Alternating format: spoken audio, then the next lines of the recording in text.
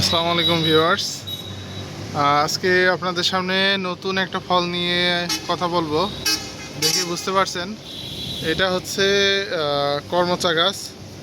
কর্মচা আমাদের এই যে অফিসের ছাদে এটা লাগানো ছিল। আমি পরিচর্যা করার পরে গাছটা বেশ বড় হয়েছে এবং এবছর ফল আসছে। এটা হচ্ছে কর্মচা ধরার মৌসুম। তো যেহেতু গাছ ছোট, খুব স্বল্প পরিসরে আসছে, যে এই পাশে কিছু আসছে। তো এই গাছটার ভিডিও করার একটা কারণ আমি বলি।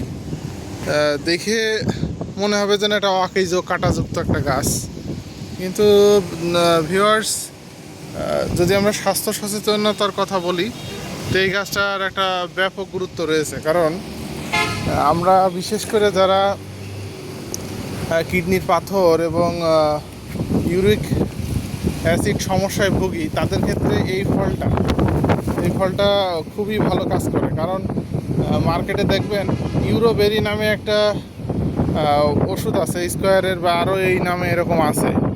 তো ওইটা কিন্তু আপনার ক্রানবেরির যে জুস এক্সট্র্যাক্ট ওইটা থেকে করে। এটাও ক্রানবেরি ওই ভ্যারাইটিরই একটা গাছ, সেম উপাদান সেম এবং কাজও হবে সেম।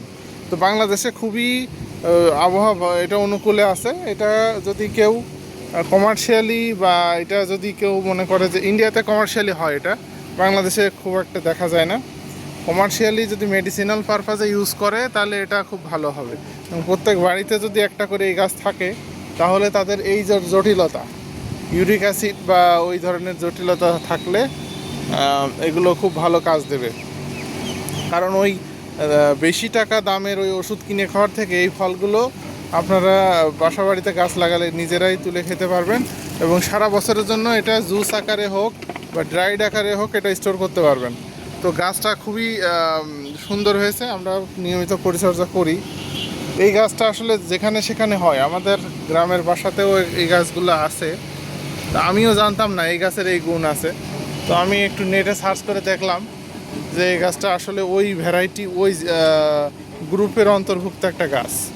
তো আমাদের দেশে ক্রানবেরিটা ওইভাবে হবে না, কারণ এখানে ওয়েদার একটা ফ্যাক্ট, ওয়েদার শীতল আবহাওয়া লাগে এবং এটা আমাদের দেশে খুব একটা চাষ হয় না। কিন্তু এই গাছটা এটা থাইল্যান্ড অথবা ফিলিপাইন থেকে আসছে। তো এই গাছটা আপনার একই কাজ হবে, বাট কোনো যত্ন ছাড়াই এই গাছটা হয়ে যাবে। তো যারা বৃক্ষপ্রেমী আছেন তাদেরকে একটু বলবো যে অবশ্যই এই গাছটা বাসায় রাখবেন। ভিউয়ার্স, ভালো থাকবেন সবাই।